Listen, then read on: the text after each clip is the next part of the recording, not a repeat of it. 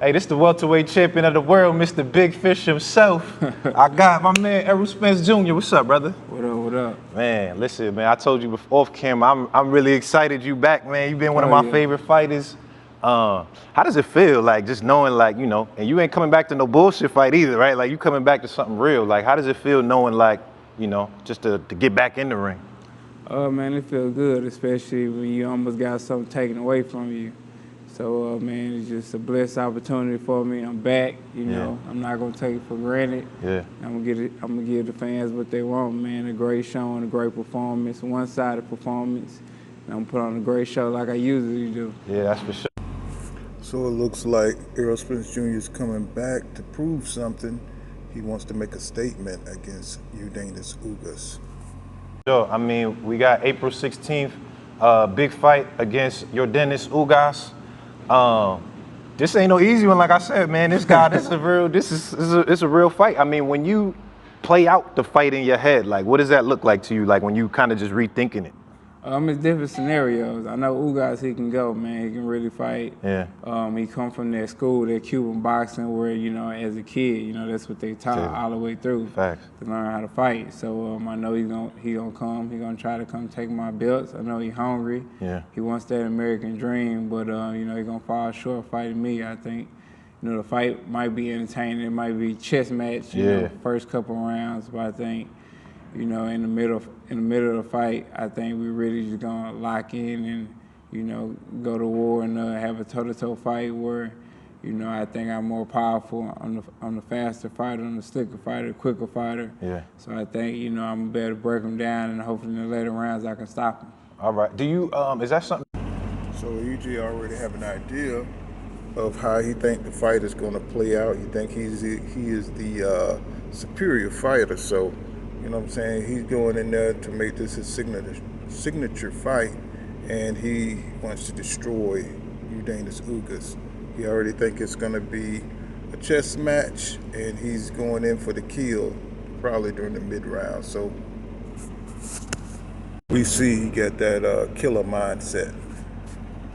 Now, do you go into it with the game plan like, you know, this fight I'm a boxer, this fight I'm a bang? Because we seen different styles from you, right? Like Mikey, I was thinking you was gonna come in there just, but you was kind of boxing in that fight, right? And then there's like other fights, I guess, like maybe Porter, where you know, you're more inside doing that. Do you kind of have it already what you gonna do, or is just strictly determined by like what's happening? Most time it's kind of strictly determined by what's going on, but I usually have in my head what I want to do already, like way before the fight. I be like, yeah.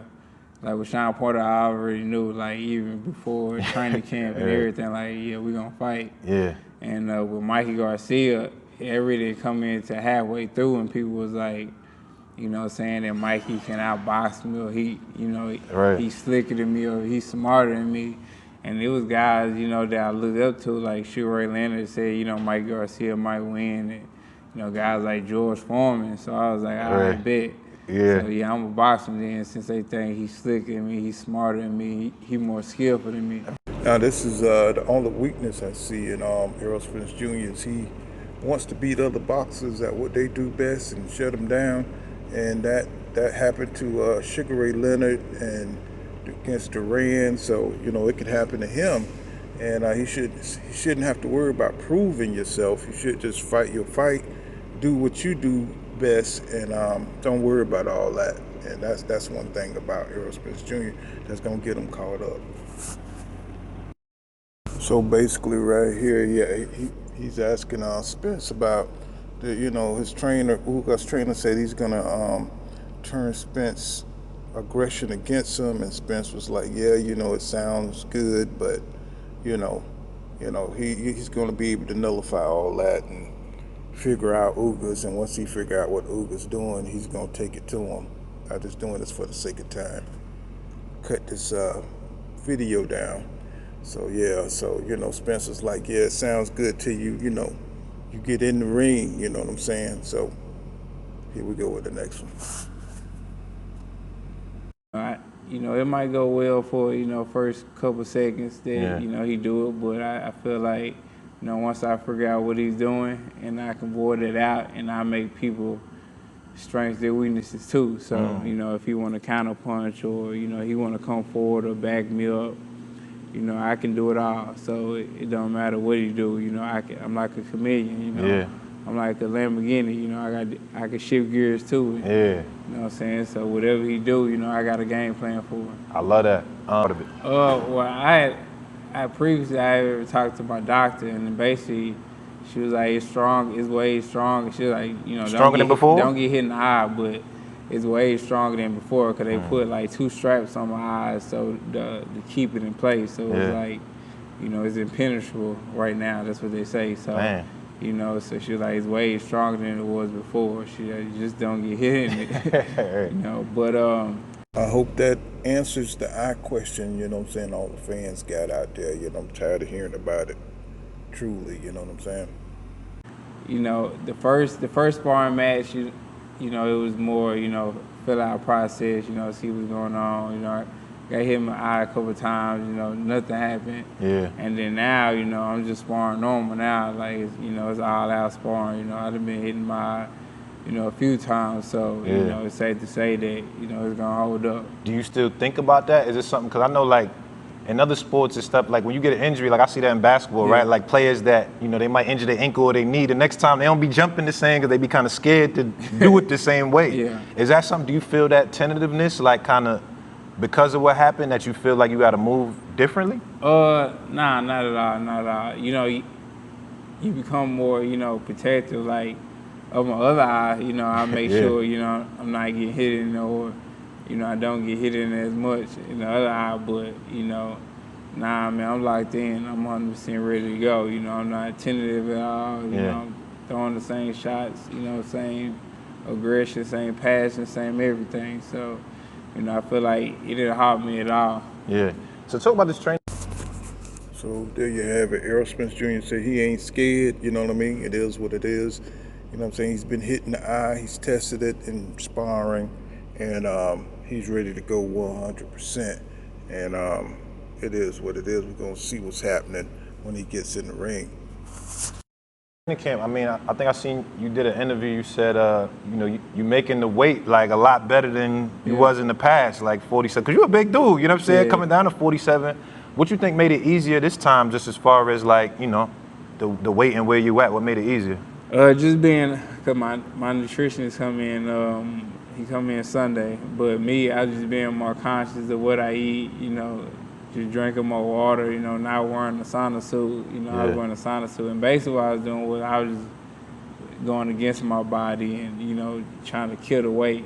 And trying to just drain myself of water and things like that, you know, my nutrients and vitamins and minerals. You know, so now, you know, I'm doing it more, you know, I'm doing it before time, and I'm in the weight just coming off instead of me just, you know, killing myself to make weight. Nah, for sure. So Errol Spence Jr. is recommitted to making weight. You know what I'm saying? He's doing all the right things, you know what I'm saying, to give himself the best outcome. You know, no more fat camps. And, you know what I'm saying, he seemed like he's focused and he's locked in, you know what I'm saying, hiring a nutritionist to make sure that, you know what I'm saying, he has the best outcome when it comes to, you know, the focus of training and losing weight the right way, not being drained. Maybe, you know, he could have got a knockout during those fights if he would have been committed to the sport at the time. You know what I'm saying? He just was wearing the sauna suits and it was draining him of his strength. He didn't have enough time for strength training. So who knows what could have happened to Mikey Garcia, Sean Porter, and in those fights, if he would have been, you know what I'm saying, losing his weight the correct way, if he was taking the sport more seriously at that time. But we'll never know. But he's doing it right now, so that's what matters. When you are preparing for fights like this, do you watch a lot of film? Like, do you like study them, like studying film and shit like that? I might watch some film a little bit, just a little bit, because I feel like I already seen, like the guys on fight right now, like I've been watching them fight. Like I'm a fan of boxing, so I done been watching Ugas fight. You know, Sean Porter and, you know, the rest of the guys. I've been seeing you know, when Sean fought Sean Porter, I've been seeing Sean Porter fight. I've seen him fight Danny Garcia, Keith Thurman, all them different. Sometimes I watch their fights while I'm running on the treadmill, things like that, and that was before I ever fought him. Right. So I'm already, you know, familiar with his style and with what he does in the ring. But, you know, sometimes I watch like a minute, 2 minutes of it, but there's no need for me to watch the whole fight. Right. Because I already know, you know, basically, you know, what they do. What he's bringing. Okay. So, you know, Errol Spence Jr. is already familiar with his peers. You know what I'm saying? You know, he's familiar with everybody. Sean Porter, Keith Thurman, he's a fan of boxing. So just like us, you know, he knows their style and he's aware of it. But I guess, you know what I'm saying, he's a student of the game. You could tell Errol Spence Jr., you know what I'm saying, he's aware of what's going on social media and everything. So he's an astute guy. So, you know what I mean? And this is the end of part 1. You know, we'll upload part 2, you know what I'm saying, just for the sake of the length of these videos. And, you know what I'm saying, this has been Pool Counter Boxing. Make sure you smash that like button and subscribe to my channel. You know what I'm saying, leave a comment below. Tell me what you think. And, you know what I'm saying, we'll chop it up. And, you know what I'm saying, like I always say, law don't go around here, law dog. You're savage. See you in the next one.